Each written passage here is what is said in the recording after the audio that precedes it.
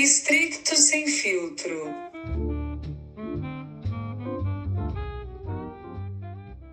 Eu sou a Naína, do Pesquisa Possível. E eu sou a Alana, do A Doutoranda, e a gente sentia falta de um podcast sobre a vida acadêmica que tratasse de assuntos gostosinhos para ouvir lavando uma louça, pegando um trânsito. Ou organizando o guarda-roupa enquanto procrastina a escrita da tese. E assim surgiu Estricto Sem Filtro. O podcast para falar de coisas não acadêmicas que rondam o universo acadêmico. E de coisas acadêmicas também. Afinal, o que é a academia se não uma porção de coisas juntas tentando fazer sentido? Essa é a nossa primeira temporada e vamos conversar sobre gestão de tempo e de energia, como lidar com a sensação de não saber de tudo, perrengues compartilhados, frufrus que atrapalham, felicidade na pós-graduação e multipotencialidade. Já assina aí para receber as novidades. Oi, gente, eu sou a Alana. E eu sou a Naína. E hoje a gente vai falar sobre blocos de tempo para trabalhar na dissertação e na tese. Esse, na verdade, foi o assunto pelo qual nós nos unimos e nos conhecemos. A Naína, no Instagram dela, sempre mostrou muito esse método de trabalho por blocos de tempo e era algo que eu já fazia aqui, principalmente depois que eu comecei a me reorganizar no trabalho da minha tese. E foi assim, né? Era para ser uma live, depois era para ser um evento.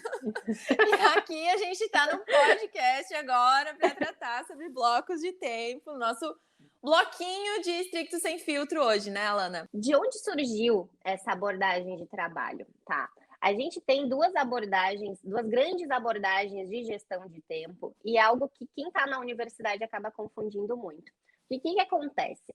A universidade, né, a universidade no seu modelo antigo, ela trabalha por tarefas, tá? Então, assim, o seu trabalho na universidade é qual? Você precisa produzir uma pesquisa, você precisa produzir uma tese, você precisa produzir um artigo. E assim funcionou a universidade desde a antiguidade. No entanto, o que foi sendo agregado, né, principalmente com o nosso modo de vida ocidental? A gestão do trabalho por tempo. Então, a gente hoje confunde o trabalho da universidade, por quê? Porque a gente tem horas-aula, a gente tem horas de trabalho, e a gente pensa que nosso trabalho com a universidade tem que ser assim, eu preciso sentar na frente do computador às 8 da manhã, eu preciso sair às 5, porque a minha gestão está sendo pelo tempo e eu tenho que fazer esse cruzamento com tarefas. E o que a gente propõe quando fala, né, de blocos de tempo, é justamente, sim, unir essas duas coisas, ter uma visão híbrida sobre essas duas abordagens, no entanto, pensar antes na tarefa. É uma abordagem de trabalhar por demanda, né? Por uma demanda e saber priorizar o que é o mais importante para fazer naquele dia, o que é o mais importante para fazer naquele momento. E ele reverte bastante a lógica de trabalho no geral, né, Alana? Porque a gente é muito ensinado e vê acontecendo essa ideia de trabalhar 8 horas por dia, né? E de passar um período, eu chego às 8 horas da manhã no meu trabalho, eu fico até o meio-dia, depois eu almoço, depois 1h30 volta e às 5 da tarde, 5h30 eu me libero. Então, tá tudo um pouco nessa lógica e as coisas elas ficam misturadas, é como se não tivesse muito espaço para singularizar a rotina. Né? Como se todas as pessoas tivessem a mesma rotina. Todas as pessoas entram às 8, saem ao meio-dia, almoçam no mesmo horário, sentem fome no mesmo horário, né? E eu gosto dessa ideia de bloco de tempo, de bloco de tarefa, uma coisa que eu uso há muitos anos, exatamente porque é uma oportunidade de ser a rotina da Naína, né? Dessa singularidade, de o que funciona melhor para mim, o que é minha prioridade no momento, no meu contexto, né? Na vida, como eu tô tocando, né? Então, por isso que eu valorizo muito, eu acho que ele reverte realmente essa ideia de que a gente precisa estar o dia todo fazendo a mesma coisa, né? Só que também, quando a gente passa o dia todo fazendo a mesma coisa, quando a gente tem uma orientação a tempo, o que acontece? A orientação a tempo te deixa seguro, te deixa com uma rotina super previsível. Você sabe que das 8 às 5 você está trabalhando. Então, a orientação voltada à tarefa, ela requer autorresponsabilidade, ela requer também autoconhecimento para, como você falou, você fazer a rotina da Naína, a rotina da Alana. Exato. exato. E, ao mesmo tempo, o que eu vejo muito na vida acadêmica é que a gente tem dificuldade de ter parâmetros, né? Então, a gente nunca sabe se a gente está fazendo o suficiente. Então, mesmo que a gente passe 8 horas por dia fazendo algo, se a gente não consegue mensurar o nosso trabalho, a gente não vai saber se a gente fez o suficiente. Tanto que a gente está repleto num mar de culpa, né? Acho que a gente entra na pós-graduação, a culpa já vem junto. Às vezes antes, né? Quando a gente está na iniciação científica, quando começa a estudar no processo seletivo. Você Então, já assina o essa termo, forma de... Exato, você já assina o já vem a termo de culpa. parceirinha. Exatamente, já vem com a parceria. E essa ideia de conseguir mensurar, ter uma visão muito clara de onde eu estou, para onde eu quero ir e qual que é o trajeto que eu tenho que percorrer no meio disso, também libera os momentos de descanso, os outros momentos em que a gente não está trabalhando, né? Então eu gosto muito disso, de esse sprint corrido de 40 minutos, 1 hora, 20 minutos que sejam, mas em que o foco está 100% naquilo e que eu consigo mensurar de forma muito clara o que eu tinha antes de começar e o que eu tenho depois, né? É algo muito recompensador mesmo, né?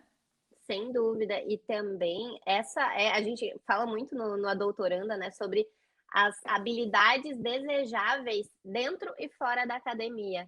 E a Uhum. gestão do tempo, ainda mais em um mundo que quase todo partiu para minimamente um sistema híbrido que seja, mas assim, ninguém mais vai trabalhar das 8 às 5 de segunda a sexta. Todo mundo está com seus escritórios em casa também. Então, é minimamente desejável que você saiba gerenciar suas próprias tarefas, os seus próprios blocos de tempo, para não acabar se sobrecarregando. Eu acho que quem aqui acompanha Twitter, quem acompanha notícias em geral, todo mundo sabe que o que veio com a pandemia, não apenas para acadêmicos, né, mas para trabalhadores de todas as áreas que trouxeram seus escritórios para casa, foi o burnout. Porque você simplesmente veio junto também, né? Não sabe quando terminar. E a gestão por tarefas te dá exatamente essa visão. Quando que tá na hora de terminar? O que já é o suficiente para o andamento do que eu preciso fazer? E o que é o suficiente para o andamento do que eu preciso fazer, né? Do que é a minha pesquisa. Então, sem essa comparação, assim, a gente perde muito nas relações com os nossos colegas, as nossas colegas, professores, professoras, quando a gente fica muito nessa lógica competitiva. E isso vai... Na verdade, é uma postura anticapitalista, né? Porque o capitalismo, ele subentende essa competição, principalmente o neoliberalismo, e eu gosto muito dessa visão de a gente entender o que a gente percebe como uma pessoa produtiva, né? Esse estereótipo da pessoa produtiva.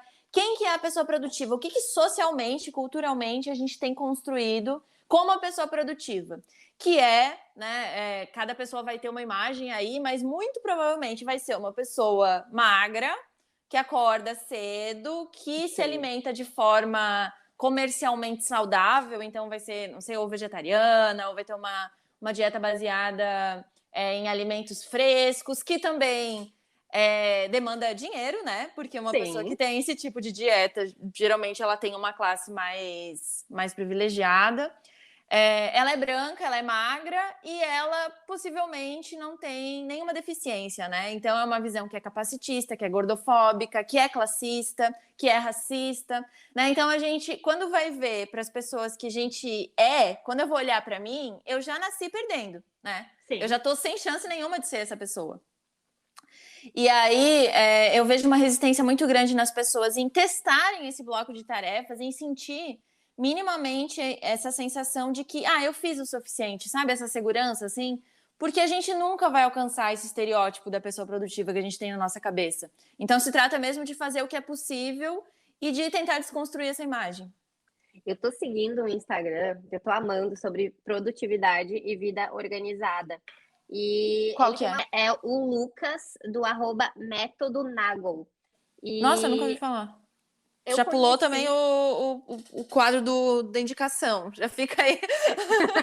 Já vou Não, mas calma que faz parte do conteúdo. A gente ainda tem indicações para hoje. Calma. Vai chegar lá. Eu tô amando o Instagram dele. Ele fala sobre uma rotina minimalista, uma rotina tanto pesos que a gente vai se colocando, e eu me identifiquei muito. Para vocês terem uma ideia, nessa onda produtivista, eu me dei conta que hoje a academia em que eu vou fazer meu treino, fica a 25 minutos de carro da minha casa, sendo que eu tenho academia aqui perto, em que eu posso ir a pé 25 minutos? de Meu carro, de Deus! carro. E aí, eu tava falando isso na terapia, eu não sei por que que eu continuei indo lá, mas é que eu acho que lá tem justamente essa pegada, pegada executiva, porque o pessoal sai do trabalho e vai para lá, então assim, é todo mundo muito, exatamente, muito produtivista nessa academia. Então assim, muito influenciada pelo Lucas, eu pensei, não, eu preciso simplificar minha rotina, preciso economizar meu tempo nessas coisas absolutamente desnecessárias. Mudei aqui para perto da minha casa, mas daí o que eu queria falar sobre ele é sobre um experimento que ele fez de trabalhar em blocos de tempo, de dizer, não, o que eu preciso fazer por dia é isso, e aí ele foi adiantando, inclusive, tarefas. E aí ele disse assim, ele tem um canal no YouTube também, e aí ele disse, não, eu consegui de forma muito organizada, construir o conteúdo para o meu canal para um mês. E isso em 5 dias. Isso significa o quê? Nos próximos 25 dias do mês, eu estaria livre. Mas aí o que ele fez? Programou do próximo. Começou a colocar mais e mais tarefas, e eles, quando eu vi, era noite, eu tava assim, com a cabeça explodindo de tanto trabalhar. Essa parece uma areia movediça, né? Eu sempre falo que tarefa é que nem louça, né? Sempre vai ter. Então, a gente precisa duas coisas: entender que sempre vai ter, não vai ter aquele momento do mês que a gente vai organizar o mês e a partir daí tá tudo planejado. Planejamento é todos os dias, né? Porque quando a gente lava a louça também, né? Tá com a pia limpa, tá tudo brilhando ali, e a gente, sei lá, vai tomar um cafezinho pra... Já era. Já tem ali, já tem a chaleira, já tem o filtro, já tem a caneca, né? E tarefa é assim também. A gente tem que cuidar muito com isso e saber priorizar. E a priorização, ela vem com saber dizer não, né? E esse é outro buraco sem fundo na academia, né? A gente tem muita dificuldade de saber dizer não. Então, para os outros e para a gente também, de saber dizer assim, olha, eu até gostaria de fazer isso, mas não farei hoje, vou fazer em outro momento, não é prioridade agora. E esse dizer não é não apenas as figuras de autoridade que a gente tem, por exemplo, um orientador. E assim, a parte do orientador até tudo bem, mas eu acho que dependendo da relação que você tem, você pode aprender a conversar, pode aprender a discutir, a argumentar, mas tem um outro tipo de não, e aí isso é muito a minha experiência. Eu não consigo dizer não para novas ideias. Aí, às vezes, eu tô com uma ideia de artigo, assim, que mal comecei e já tem outra, e já tem outra, e já tem outra. E o mesmo acontece com as referências infinitas, né? Você abriu o artigo, começa a ler. Aí tem 20 referências, mas esses 3 aqui eu não tenho. Vem tudo para a pasta. Ou aquele sentimento de insegurança, né? Tá, se eu não colocar essa referência, será que tá completo igual?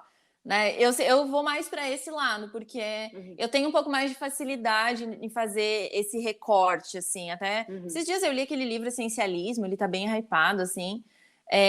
Mas ele trata disso, dessa ideia de fazer o essencial, de fazer o básico, e tu ter muita noção onde que vai investir a energia, né? Mas aí eu até vejo as referências, eu não entro na lista infinita de referências, mas eu fico assim, mas alguém pode solicitar. Então eu tenho meio que uma vontade de saber que essa referência existe, por mais que eu não li ela, sabe? É uma coisa meio saber me defender, qualquer coisa. Se alguém citar, eu já passei por esse nome, sabe? Pelo menos eu sei escrever. Tem. Exato, exatamente. Quem guarda tem. O que eu ia... eu anotei aqui. Essa coisa do pertencimento, né, Alana? Pertencimento é sempre importante, assim. Quando tu fala da tua academia, tem isso por trás, né? Eu queria pertencer àquele contexto lá da galera executiva que sai do trabalho. Nem é a tua realidade, porque tu tá trabalhando só em casa agora. Exatamente. Mas assim, que sai do trabalho, vai pra academia, faz uma bike e depois vai fazer um happy hour, né? Então essa galera, assim, desse ecossistema. Isso foi, inclusive, não sei nem para que pago a terapia, né? Porque foi exatamente o que a terapeuta me disse. Então pronto, depois pode me depositar R$150. Eu te faço um Pix depois.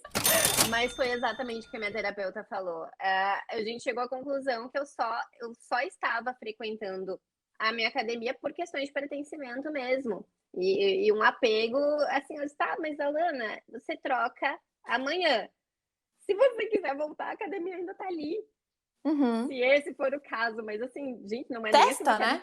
Testa, mas ela não é, gente, vai ser uma academia como qualquer outra, não tem assim equipamentos de última geração, atendimento individualizado. Não, Ainda você tem que fazer força, né? Os tem que equipamentos fazer não força. fazem por ti. Ai, que saco. Exatamente. E aí, sim, tem muito essa questão do pertencimento e da imagem que a gente quer passar para os outros também. E não vamos aqui cobrir o sol com a peneira. A imagem é algo muito forte no meio acadêmico. Que a gente quer passar para os outros e que a gente quer sustentar para a gente mesmo, né? Sim. Eu acho que ainda pior do que a imagem que a gente quer passar é a gente ter que lidar com essa frustração de perceber que a gente não é quem a gente supunha que era ou quem a gente gostaria de ser, né? E quando a gente... Essa é a dificuldade de a gente mensurar o nosso trabalho, né? A gente quer acreditar que a gente passou a madrugada toda trabalhando, tem essa visão romântica da pós-graduação, que é, nossa, virar a madrugada trabalhando, aquela coisa até um pouco depressiva, de alguém que não faz sombria. atividade física, exato, que não gosta de sol. Tem a galera, eu moro em Florianópolis, né? Então tem uma galera, assim, ali da filosofia, e não tô criticando diretamente, porque o meu centro é de filosofia e humanidades. Sim. Então, assim, mas sabe, Floripa tem pelo menos 34 praias. E aquela galera que, assim, se orgulha de dizer, nossa, eu não conheço uma praia, eu estou só fazendo meu doutorado. E, assim, isso gente, não é uma glória, né? Tu tá numa cidade pagando IPTU caríssimo que a gente paga e tu não conseguir tirar tempo na tua agenda pra ir numa praia. Assim, é para isso que tem que servir a organização, não pra gente se aprisionar e ficar ali tentando, nesse caso, como é Lucas, né, do Instagram, mas disso, assim, de se atochar de tarefa, não é isso, mas é de conseguir possibilidades na agenda, espaço para fazer outras coisas que não... O doutorado acaba em 4 anos, a gente tem muita vida ainda para viver, né? Não, e vamos pensar objetivamente. Se você precisa virar noites durante 4 anos para fazer seu trabalho, o que será que você pode dizer sobre a sua própria eficiência? Exatamente. Essa é uma imagem também que eu tento muito deixar clara no meu Instagram, e é o teu caso também, né, Naina? Porque, vamos colocar assim, somos blogueiras acadêmicas, e sim, nós acabamos inclusive, quem quiser mandar recebidos aí, né, gente, pode mandar. A gente vai deixar a nossa caixa postal depois. Eu preciso fazer uma, mas... Nós acabamos tendo referência para muitas pessoas, e eu sempre tento deixar o mais claro possível. Eu sou a pessoa mais mediana possível.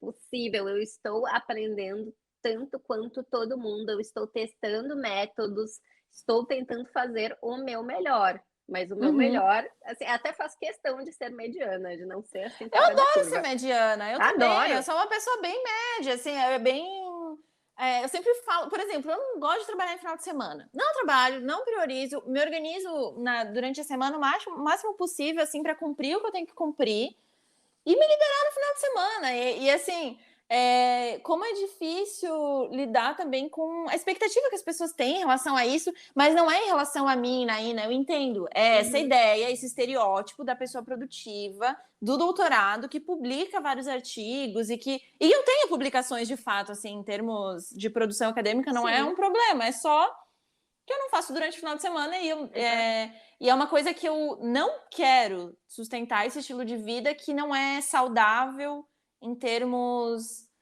de sustentabilidade de vida, sabe? Eu quero o máximo viver no hoje a vida que eu quero ter daqui 10 anos. Não quero deixar essa vida só para daqui 10 anos, sabe? Perfeito. Então, por isso que para mim é importante que é o meu período de trabalho, da minha prioridade no momento, que é a minha tese de fato, mas que esteja definido o que eu consiga fazer, que eu saiba o que eu estou fazendo e que eu não saia atirando para tudo que é lugar e me dedicando aí o dia todo sem espaço para o resto, né? Porque chega um momento que o doutorado, ele não pode ser... O doutorado, o mestrado, a vida acadêmica não pode ser o único motivo, né, da nossa existência. Não, ele é meio, ele não pode ser fim. Exato, exatamente. Eu lembrei agora também de um recado especial, que é algo que eu recebo muito, assim, de pedido para falar com o bolsista. Porque eu acho que dentro desse nosso universo enorme, o bolsista acaba com o maior peso sobre as suas costas do pensar que deveria estar trabalhando todo o tempo, afinal ele está recebendo para fazer sua pesquisa. Sim. E, gente, se você é bolsista, pense, você Eu está sou bolsista. recebendo. Estou aqui representando a minha classe. O bolsista, gente, ele é pago para entregar a pesquisa no final. Então, assim, é orientação voltada à tarefa, não é a tempo. Exato. Era isso que eu ia dizer, assim, eu sou bolsista desde sempre da faculdade, assim. Então eu tive vários momentos. E é importante dizer também que vai passar o carro do ovo. Não sei se passou. Enfim, gente, é a vida do acadêmico, tá? É isso. É importante dizer que a Naína, que vocês conhecem hoje, ali, que criou a Pesquisa Possível, passou por um processo também, né? Eu tô sempre aprendendo, eu sempre falo disso. Eu trabalhava de forma muito diferente, assim, eu já fui essa pessoa que me culpava por descansar, já fui essa pessoa que faz, assim, a minha agenda era um Tetris, e tudo, qualquer 15 minutos eu encaixava alguma coisa para fazer. Tanto que eu tava já com o Instagram do Pesquisa Possível quando foi a primeira vez que eu fui para casa do meu namorado sem levar o meu computador. Foi assim, foi um grande, eu fiquei, nossa, eu estou indo, eu vou passar 3 dias sem ter acesso ao meu computador. Foi uma coisa assim, um grande, como sabe? viveram nossos ancestrais. Exato, eu tô indo assim, into the wild, sabe? E assim, sem a minha tese, né? Sem essa possibilidade de ter uma grande ideia e construir, né, algo em 2 horas, que nunca acontece, a verdade é que nunca acontece. Mas então, assim, eu venho desse lugar. E algo que mexeu as minhas estruturas foi o suicídio do meu amigo, né? Do Ricardo, que era alguém que estava no doutorado. E eu percebi o quanto que eu naturalizava e legitimava alguns sentimentos, algumas condutas, pensando que a pós-graduação é assim mesmo, sabe? Essa ideia. Eu acho que essa ideia de que é assim mesmo que embasa esse sentimento de culpa, porque então não é comigo, é porque é assim mesmo. Quando no fundo não, a gente pode fazer de forma diferente, né? Os bolsistas têm ali uns requisitos.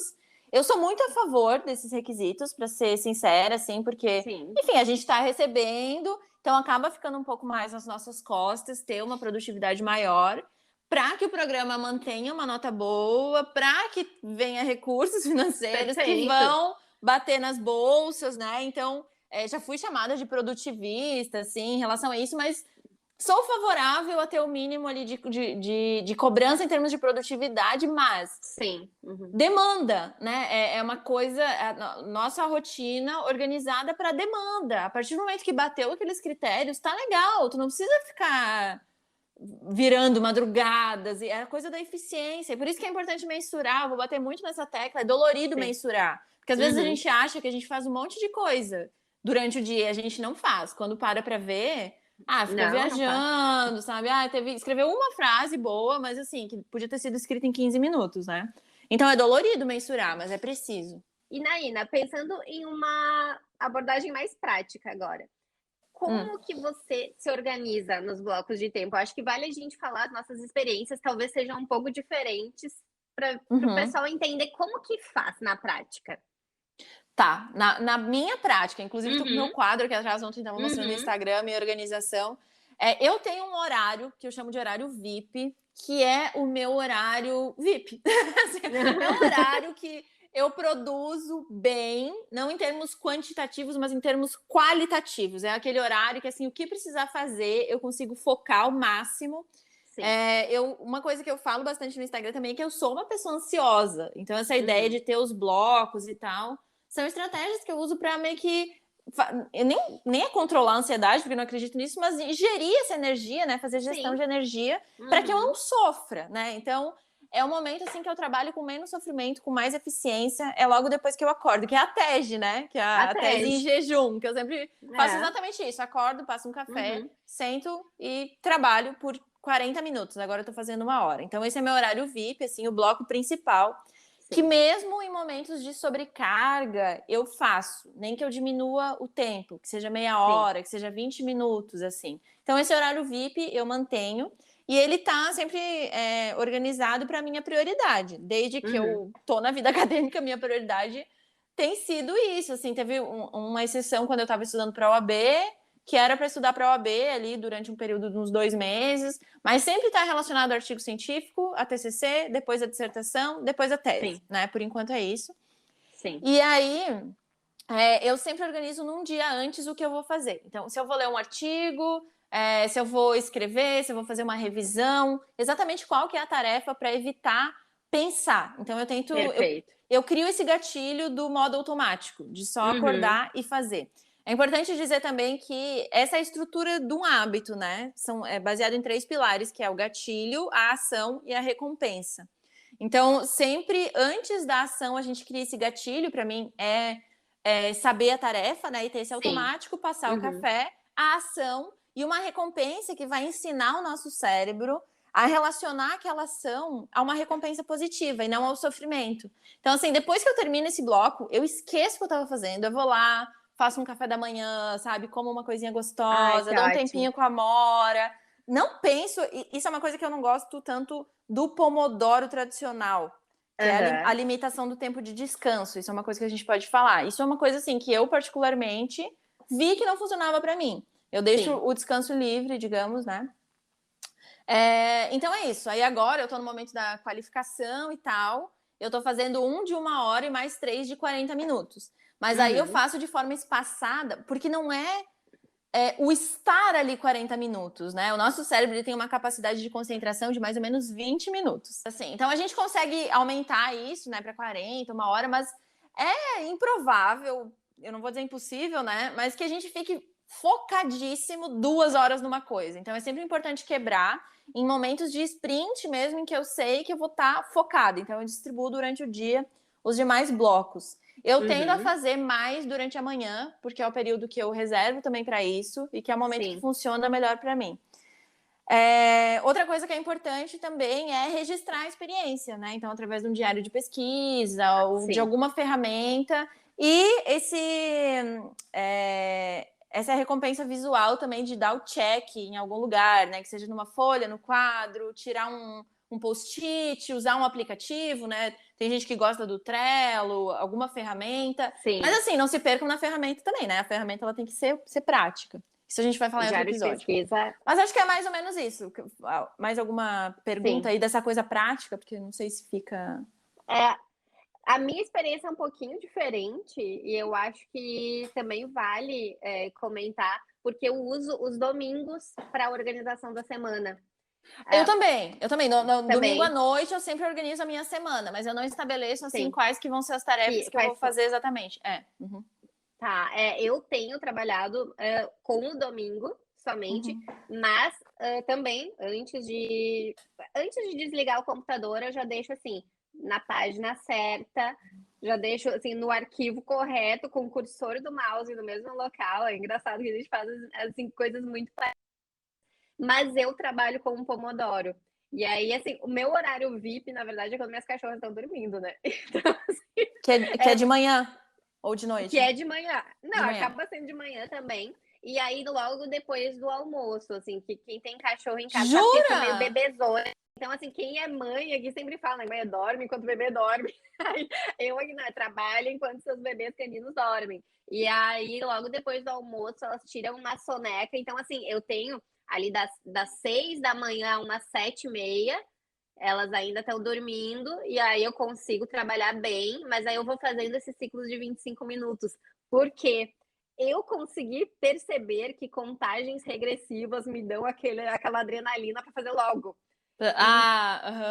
Então, não, eu tenho que terminar, eu tenho que fazer, porque eu tenho só 25 minutos. Então, ela me move, o Pomodoro me move mais a agir do que se fosse um ciclo de 1 hora ou de 40 minutos, porque aí eu relaxo, quando eu vejo, eu já tô com a aba da Amaro vendo Bruzinha. Então... não pode, por isso que é difícil ficar 40 minutos. As pessoas falam, 40 minutos, não é fácil. Vai lá, vai ver. Depois dos 25, a gente começa a dar uma viajadinha, tem que puxar, assim, é bem complicado ficar. E aí, assim, eu uso os intervalos do Pomodoro, né, que são de 5 minutos, eu utilizo realmente assim, para respirar, para levantar um pouquinho, sabe, tomar uma água, recarregar ali minha caneca de café, e aí são 5 minutinhos mesmo, e eu volto e não dá tempo de olhar outra coisa. Então, o Pomodoro, para mim, funciona muito. Então, eu faço ali de manhã até onde dá, até quando os bebês começam a agitar. E Uhum. aí, faço mais um ciclo de trabalho profundo à tarde. E no meio disso tudo, eu tento encaixar o que é muito operacional, porque a gente não, às vezes a gente esquece que pesquisa quanta tarefinha burocrática chata Nossa, eu já tem fiz para até fazer. post sobre isso, assim, sobre essa questão das tarefas que fazem parte da pesquisa, que elas são condições da pesquisa, mas elas não são a pesquisa em si, elas precisam ser consideradas. Porque, por exemplo, um e-mail, né? Essa semana eu estava Uhum. mandando e-mail para. Cara, tu escreveu um e-mail bem feito para convidar alguém para tua Poxa, qualificação. Fácil 40 minutos. Ou mais, assim, fácil. porque tu tem que escrever bem, uma coisa assim. Então, e é uma coisa que às vezes a gente nem considera, né? E isso tem que estar. Tem que estar ali. Uma coisa que ajuda, assim, só antes que eu esqueça, eu gosto muito daquele método, o GTD, que é Getting Things Done. Eu não uso ele Uhum. completamente, eu sempre adapto. Isso, inclusive, né, gente? Tudo tem que ser adaptável e personalizável, né? Sim. Mas ele tem uma ideia que é de capturar as ideias, que é liberar. Eu gosto muito disso. Eu, assim, a minha memória, eu não vou dizer que ela é horrível, porque eu não vou usar de tom pejorativo, mas a minha memória, eu não Uhum. uso ela para guardar informações, porque eu uso papel Sim. e caneta para isso, assim. Então, Sim. é uma coisa que eu valorizo muito, é sempre anotar as ideias que eu tenho, as coisas que eu quero fazer e liberar a minha cabeça. Então, Uhum. capturar essas ideias é muito importante durante o dia. Eu sempre tenho um bloquinho. Eu sempre mostro eles, estou mostrando Esqueci que é um podcast, ninguém vai estar vendo. É. Mas vocês já viram lá no meu Instagram, ele custou R$1,65. Então, assim, eu tenho ele sempre junto e eu anoto as coisas. E assim, Sim. você primeiro captura, você só anota. Depois é que entra a parte de processar essas tarefas. Porque aí você vai Uhum. transformar em tarefas. Eram ideias, eram coisas, eram inseguranças, eram lembretes, eram assim, tem tal autor, tem tal ideia. Sabe esse estalo, esse insight, Sim. esse ahá? E aí você anota, em algum momento, pode ser um bloco de tempo, eu uso, ou a parte de organizar a semana ali no domingo, você processa essas ideias e transforma em tarefas. Então, isso eu vou fazer essa semana, essa ideia aqui muito boa, mas vou deixá-la para 2030, sabe? Essas coisas que vêm Sim. assim. Assim como, por exemplo, o podcast mesmo, né? Quando eu tive a Uhum. primeira ideia dele, deve fazer um ano, assim. Foi Então, mais ou menos na mesma época que eu tive. exato, joguei, porque era uma coisa que também não adiantava eu passar todos esses meses, tô ali trabalhando, de repente, o podcast, eu quero fazer o podcast. Não adianta, sabe? Então você registra, você captura essa ideia, você processa ela, coloca no momento em que isso vai ser prioridade ou não, ou que vai entrar na tua lista de tarefas, e depois você executa. Né? Então, coisas que são muito práticas, que são rápidas, por exemplo, coisas que levam menos de 5 minutos, já dá para pegar e fazer. Claro que, se forem 5 dessas coisas, considere que você vai ficar ali pelo menos 25 minutos, né? Mas Sim. já vai ali um tempão. Então, é essa ideia assim, que eu uso, que eu adoto para os blocos E de tempo de você, tarefa e também. você costuma estimar tempo para cada tarefa? Para as tarefas acadêmicas, sim. Para as Uhum. demais, não, assim, porque eu também advogo em alguns casos Sim, e para planejar aulas também, que eu sou professora universitária, também gosto de sim, planejar tempo, porque senão, para mim, a ideia de vai. ter o bloco é eu Uhum. seguir focada naquilo e fazer.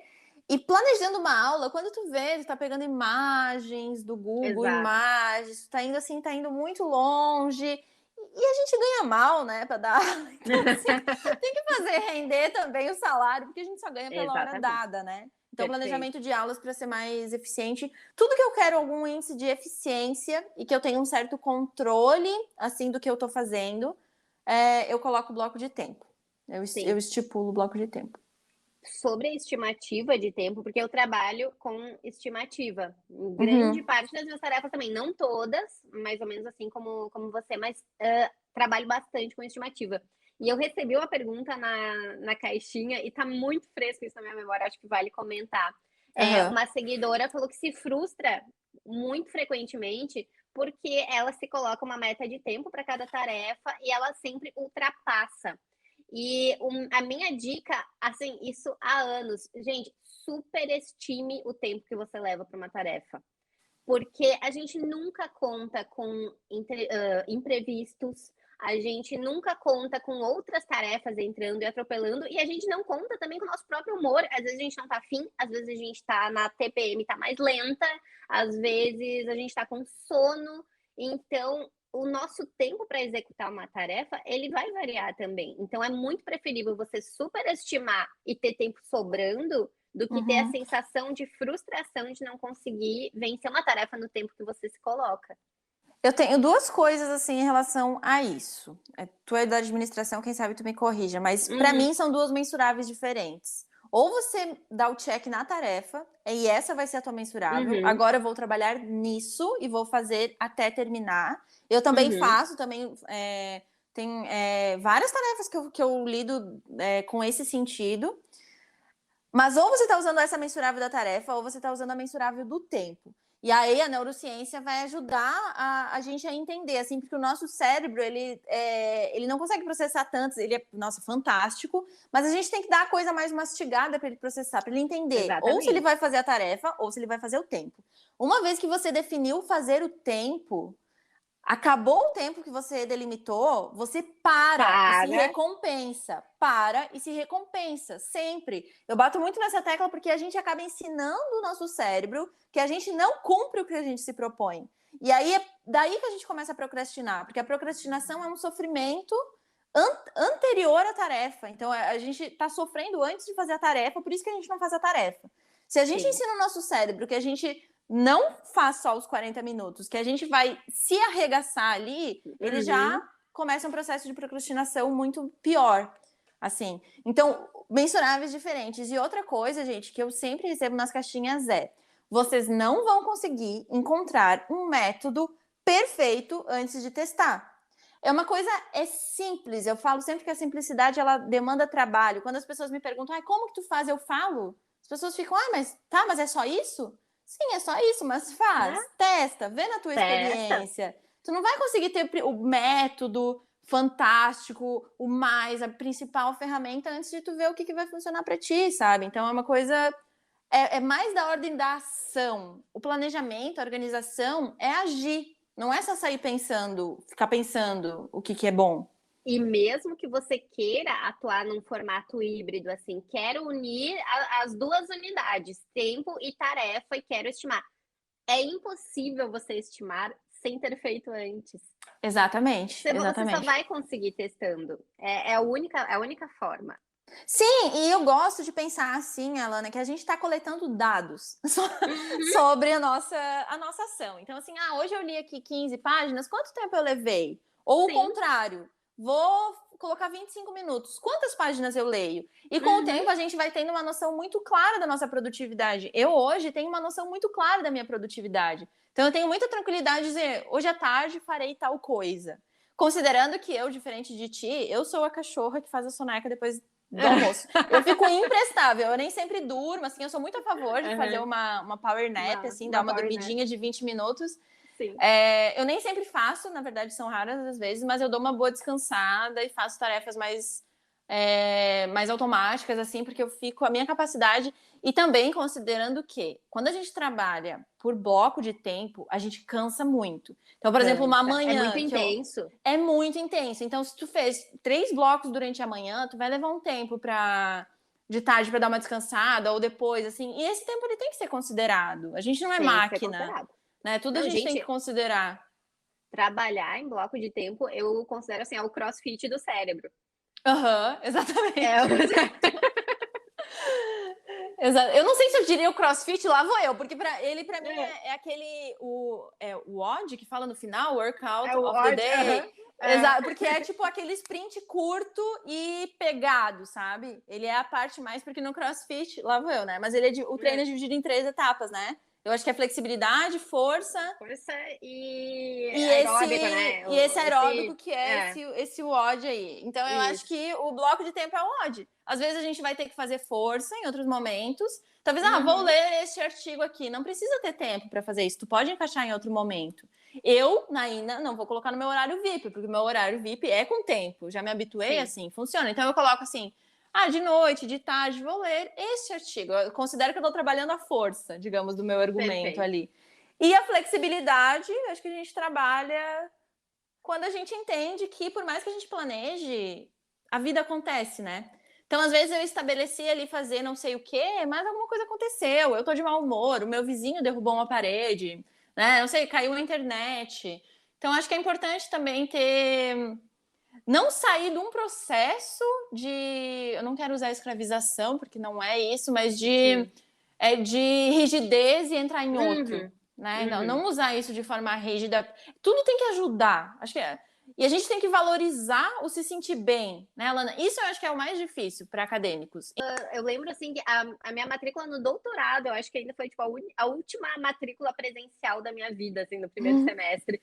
E, assim, eu entrei na sala, estavam lá todos os colegas de outras linhas de pesquisa e, gente, tava escrito na testa de todo mundo, assim, olha, estou aqui disposto a sofrer por vocês pelos próximos 4 anos. Como se fosse um sacrilégio, né? Exato, gente, não é assim, não precisamos ser assim.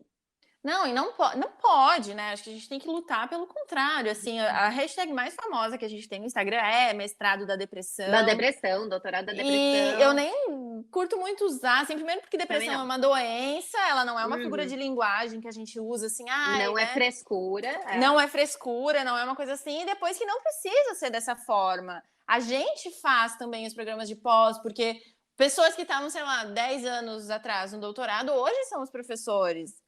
Quem sabe a gente seja algum dia, a partir aí do desejo de cada pessoa, porque a gente pode fazer muita coisa com uma pós-graduação, né? Que não só dar aula na universidade. Mas, sabe, se a gente subestima, acho que a nossa capacidade ali também de fazer as nossas escolhas dentro da estrutura, a gente perde uma parte importante, né? Vamos para os quadros? Ai, meu Deus, eu ia falar a mesma coisa. Vamos lá! Hoje é nosso primeiro episódio, então a gente está aprendendo, vocês estão aprendendo. A gente tem agora 3 quadros. O primeiro quadro é raro, mas acontece muito. Nesse quadro a gente vai compartilhar alguma coisa da vida acadêmica que, infelizmente, acontece muito, algum perrengue, alguma situaçãozinha assim que chama atenção. É raro, mas acontece muito.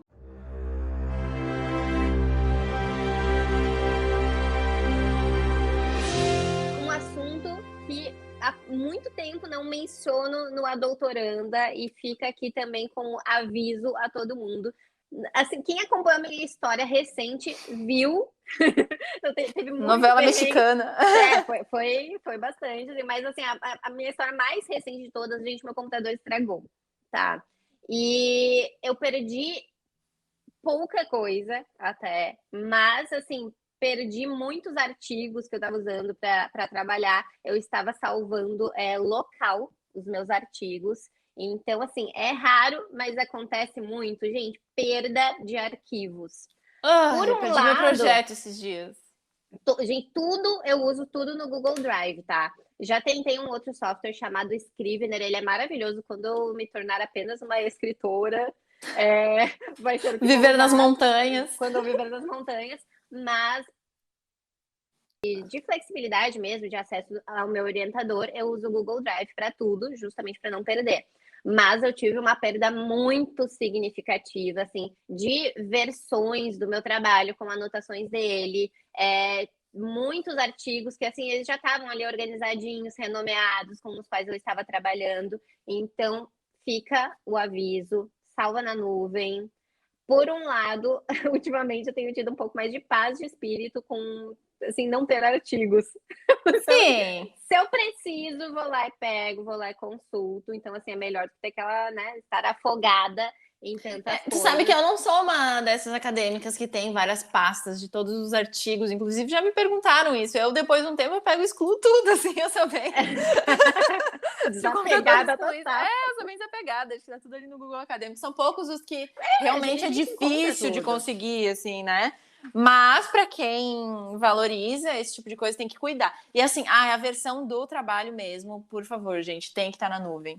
Não dá, a gente não precisa ir no 80, sair do 8 e ir pro 80 no sentido de botar tudo na nuvem, mas pelo menos a versão que a gente tá trabalhando, gente, coloquem, né? Por favor. O meu é raro, mas acontece muito. O que eu quero comentar é sobre a falta de acolhimento que a gente tem com os nossos pares, assim, na vida acadêmica. Porque a gente reclama, fala, usa a hashtag ali, mestrado da depressão, doutorado da depressão. Mas quando vem alguém compartilhar alguma coisa, no geral a gente usa, eu gosto de uma expressão que é assim, jogar purpurina no problema, sabe? Mas pelo menos E aí, quem me segue também já sabe, né, que eu passei por um luto bem forte de um amigo meu que se suicidou, estava no doutorado. E eu lembro que na época eu fui muito atrás, assim, de acolhimento, de conversar sobre isso. E não é, assim, uma palestra, uma vez em nunca, sobre saúde mental na pós-graduação, para que algum professor nos fale sobre saúde mental. Não é isso. É nosso papel também saber acolher e saber ouvir, sabe? Porque uma coisa que eu ouvi muito foi... Ai, nossa, realmente difícil, né? Mas se for ver, tu vai ser doutora antes dos 30 anos. Mas assim, gente, não é pelo menos o título de doutorado, ele não deveria servir para passar pano em violências simbólicas e microviolências que a gente também coaduna. Então, presta atenção, é raro, mas acontece muito. Não vamos ser esse tipo de pessoa. Chega, vamos começar a cuidar do que a gente está falando. E dentro dessa perspectiva do acolhimento, eu diria outra coisa também, não seja a pessoa que fala, e eu que, por exemplo, eu venho te contar assim, Naina, tô com um problema porque aconteceu isso com o meu artigo. E eu que mandei não sei quantos artigos. Parece que é uma competição de perrengue. Não seja essa pessoa, não seja. Eu acho que melhorar o ambiente da academia também tem a ver com coleguismo. Eu lembro, assim, que foi uma disrupção total da minha turma do mestrado. Foi uma turma que entrou toda juntinha e a gente fez as disciplinas do primeiro semestre todos juntos. E assim, meu Deus, né? Que bonitos. Pensa o que era. Fizeram excursão. Ninguém falava com ninguém. Todo mundo, assim, nossa, só os melhores profissionais. Pensa, da administração, né? E era um mestrado profissional. Então, todo mundo vinha do mercado. Então, assim, jovens executivos. O pessoal da tua academia, hein? Da tua academia anterior. Exatamente. E aí, eu lembro que, assim, primeira disciplina, teorias organizacionais. A professora com cabelo pintado de vermelho, e aí começou a jogar teoria, aí assim, os colegas ainda tentaram participar, assim, né, como, mas e assim que acontece no ambiente, não sei o quê, e ela aqui só na cacetada em todo mundo, e eu lembro que na segunda aula, a gente, assim, com um calhamaço de leituras para fazer, estávamos esperando a sala abrir, e aí uma colega minha, que era até hoje, assim, a mais extrovertida, chegou para mim e falou assim, puta que pariu, não entendi nada desse texto. Ela abriu a boca, foi uma chuva de nem eu. E assim, gente, compartilhem os perrengues. O silêncio na academia eu acho que é o que torna esse ambiente tão, às vezes, assustador, sabe? Parece que cada colega, ele significa até uma ameaça ao nosso trabalho. No fundo, tá todo mundo fingindo. Isso é uma coisa que eu sempre falo. Tá todo mundo fingindo. Ninguém sabe o que tá fazendo. E não é pra saber o que tá fazendo. Não sabe? É pra saber. Por que tem que estar fazendo ainda, sabe? Tá aprendendo. Calma, criatura. No fundo, todo mundo decorou o que ia falar no seminário. Não se preocupe. No fundo, todo mundo abriu um PDFzinho e pensou assim, isso aqui eu posso relacionar com alguma coisa. Que coisa? Não sei ainda, né? Eu gosto de falar que assim, a gente passa no processo seletivo porque a gente tem capacidade de fazer as disciplinas. Depois que a gente faz as disciplinas, a gente consegue, quem sabe, fazer um projeto.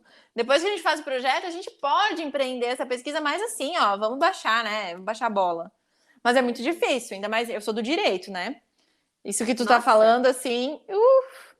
E o nosso momento bebê não é uma apologia ao Banco do Brasil, embora todos os bolsistas recebam no Banco do Brasil, né? Vou deixar esse agradecimento. Mas roda a vinheta. Vou deixar essa vinheta. Um beijo pro Banco do Brasil. Mas o momento bebê é o momento bom e o momento bosta da nossa semana. Momento bebê. Me conta aí, qual que é o seu momento bom e momento bosta? Gente, meu momento bom é resultado de muita resiliência. O que aconteceu? Vocês sabem, né? Quer dizer, vocês novos talvez não saibam, né? Que estão nos ouvindo. Eu trabalho com blockchain na administração pública, né? No meu doutorado. E, gente, houve um esvaziamento de casos na pandemia e eu trabalho com estudo de casos, né? Então, assim, foi bem complicado. E fiz uma grande varredura de casos no executivo federal e estadual de todos os estados. Aquilo que a gente estava falando antes, assim, quanto custa mandar um e-mail? Pois é, mandei e-mail, gente, para todas as ouvidorias gerais de tudo que vocês podem imaginar. Assim, sério, terminava o dia suada de tanto mandar e-mail. Suando bigode. Nossa, e, gente, recebi assim, todas as negativas possíveis, mas ontem recebi um retorno positivo e uma ligação de mais um caso. Agora é a hora que a gente mesmo faz o efeito de som aqui, deixa eu aplaudir. Temos mais um caso para estudar, uma aplicação que está rodando mesmo. E, assim, tô muito feliz, porque valeu a pena, sabe? Assim, foram alguns blocos de e-mail. Um crossfitão do cérebro. É isso. E um momento bom. Bosta. Um momento bosta. Olha eu que E agora? Agora eu falo bom. Agora tem que fazer a pesquisa dos casos. E um momento bom. E um momento bosta. O que tem de bom nisso? O momento bosta, gente, essa foi uma outra novelinha também, que alguns dos meus seguidores acompanharam. Eu não falei muito sobre isso, mas que foi de quando eu declinei corrigir, né, fazer as revisões de um artigo meu para um periódico que é super respeitado na minha área. E, gente, o meu emocional ali simplesmente era inexistente. E também fica o recado, assim, também não subestimem o poder do emocional na escrita. Eu não conseguia olhar para o meu artigo. E assim, nós submetemos, era um special issue de uma revista, e estávamos muito otimistas, apesar de a gente saber que o texto tinha falhas. Gente, assim, eu escrevi aquele texto em meio a pós-Covid / separação. Então, assim, foi muito conturbado. E aí ele veio, né, com um pedido de muitas revisões. Eram, assim, muitas revisões e revisões muito diferentes. Eram feedbacks que não se cruzavam, assim, entre o revisor 1 e o revisor 2. E aí meu orientador e eu sentamos, a gente decupou tudo, assim, a gente fez tudo que a gente pôde, mas, assim, o trabalho tinha que ser meu, né? Tinha que seguir comigo. E, assim, de verdade, gente, eu tentei. Eu acho que foi a primeira vez que eu vi meu orientador realmente frustrado quando eu falei para ele, assim, eu não consigo, não vou mandar, eu não tenho saúde, não dá, não consigo olhar para isso, não tem como. E aí, o momento bosta dessa semana foi que o Special Issue foi publicado. Pelo menos fica o aprendizado aí pro orientador. Deixa ele se frustrar um pouquinho também, né? Pra ver, vamos dar um pouquinho de trabalho. Não, mas isso de não subestimar é muito importante. Inclusive, eu não gosto muito de narrativas que dizem escrita acadêmica, mas escrita técnica. A gente sempre vai estar no nosso texto. A gente sempre vai estar. A gente vai escolher as palavras que a gente vai usar. Então, assim, a gente sempre está no nosso texto, tá? Por mais que tente, que haja um esforço de alguma possível imparcialidade em algumas metodologias, a pessoa sempre vai estar no texto. Né? O meu momento bom e o meu momento bosta... Bom, o meu momento bom é que abemos banca de qualificação, né? Consegui. Então, vai sair essa qualificação. Para quem não sabe, eu estou terminando o terceiro ano do meu doutorado, então tá em cima do laço ali. Então, esse é o momento bom, o momento bosta é que abemos banca de qualificação. Então, eu tenho que terminar o projeto, fazer o capítulo, eu tô com um quadro enorme atrás de mim, com um plano de ação bizarro para fazer. E, bom, eu tô bem ansiosa pela qualificação em si, mas tem que terminar de fazer tudo que precisa entregar, assim. E eu recentemente... consegui uma orientação e ela veio com várias indicações que eu nem tinha ousado pensar, cogitar. Então, são várias leituras aí. Exato, que bom e que bosta, né? Mas parece aquele meme, né? Meu resumo foi aceito. Isso significa que agora eu tenho que escrever o artigo. Que saco, exatamente. Então é isso. E o nosso próximo quadro é o Pode Indicar, onde a gente vai indicar coisas aleatórias, não tão aleatórias aí. E também, vou pegar a tua fala aqui, mas só vou avisar que as indicações também estarão no perfil do Instagram, no final do episódio. Perfeito. Pode indicar. Quais são as tuas? Tá bom, eu tenho uma indicação de documentário e tenho uma indicação de livro, tá? Vou começar pela de livro, porque, assim, é muito nada a ver com a vida acadêmica, mas, gente, tem a ver. Calma que tem vai chegar lá. Tem um plot twist nessa história. Gente, o título do livro é ridículo no português. É ridículo, tá? É novela da Record, assim, que é Maneiras de Amar. Maneiras de Amar. Deixa eu colocar uma voz, tipo... Maneiras de Amar.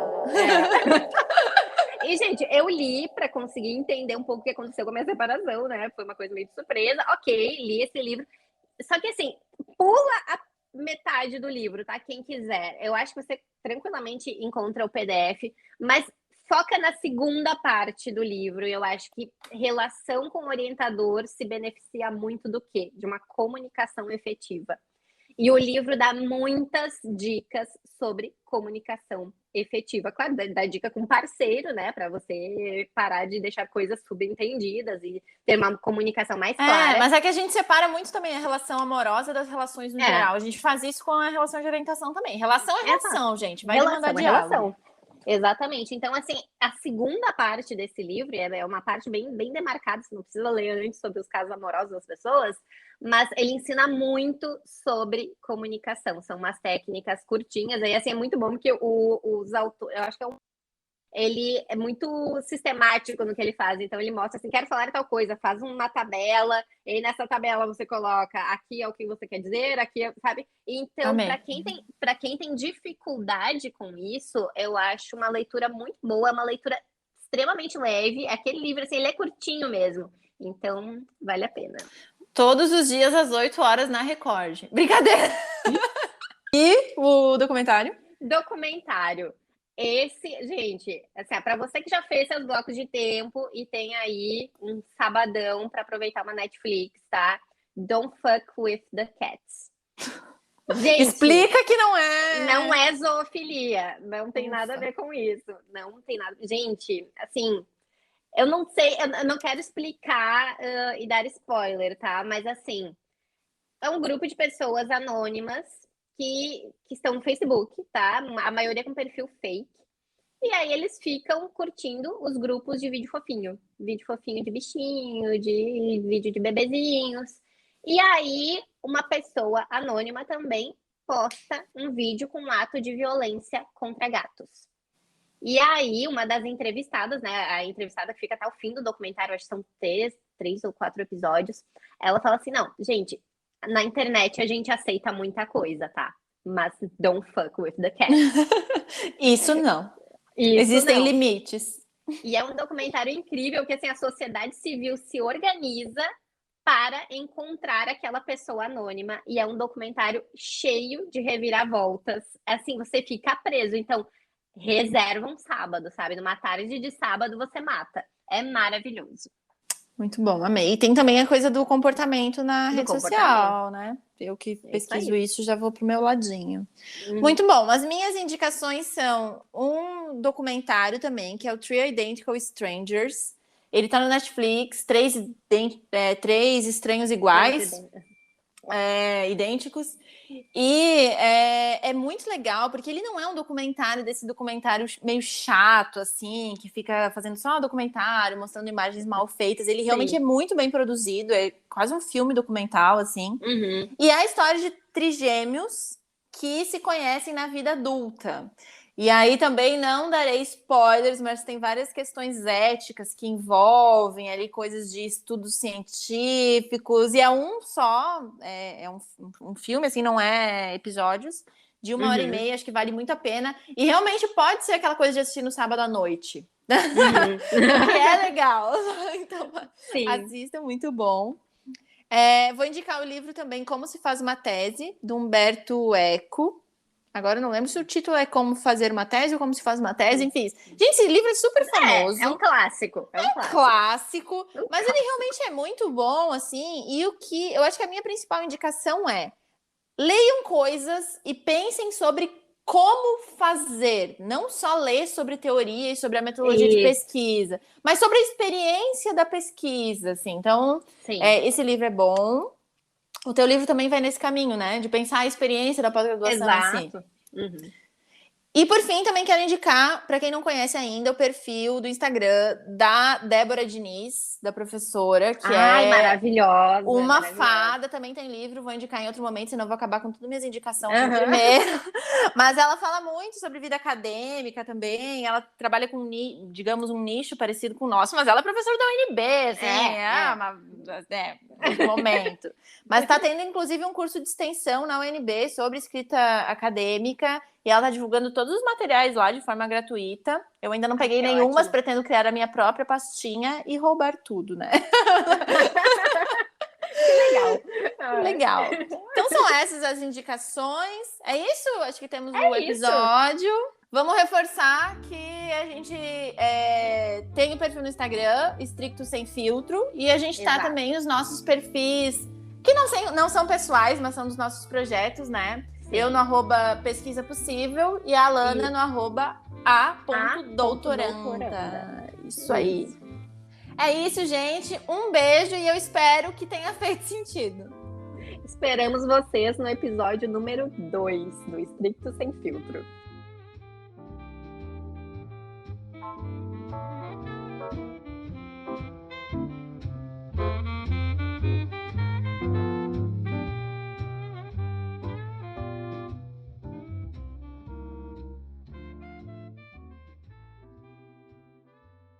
Será que tá ok?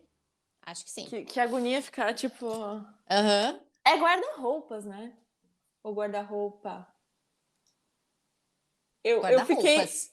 Depois que a gente Guarda-roupas. gravou aquele dia, eu fiquei pensando, gente, será que eu falei... Gente, sabe quando fica meio... Aham. Será que tá certo? É guarda-roupas, né? Não, peraí. Oferta de guarda-roupas, mas diz guarda-roupa também. Roupa. Guarda-roupa. Pegando um trânsito. Ou... Eu sabia, eu tava segurando. Ai, meu Deus. Que porra, que merda. Tá, vamos lá. Vamos de novo, acho tudo de novo, que aí vai no ritmo, assim. Porque vai ficar mal, né, gravar só essa parte. É. Tá, vamos lá. 3, 2, 1. Eu sou a Naína, do Pesquisa Possível. E eu sou a Alana, do A Doutoranda, e a gente sentia falta de um podcast sobre a vida acadêmica que tratasse de assuntos gostosinhos pra ouvir lavando uma louça, pegando um trânsito. Eu acho que eu vou ter que desligar o vídeo. Pô, não consigo me controlar. Vou desligar o vídeo, quero ver se ajuda.